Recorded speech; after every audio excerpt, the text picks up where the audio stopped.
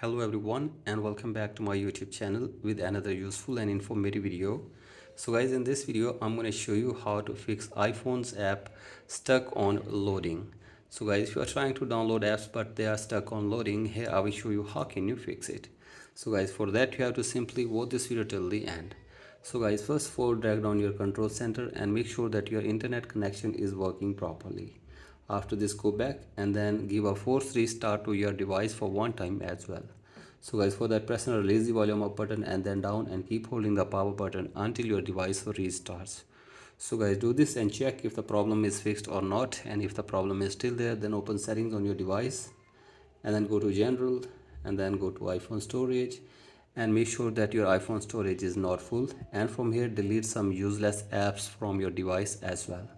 So guys, do this, and after this scroll it below all the way and go to VPN and device management and make sure that there is no connected VPN. Again, go back and go to transfer or reset iPhone, tap on reset and reset network settings of your device for one time as well.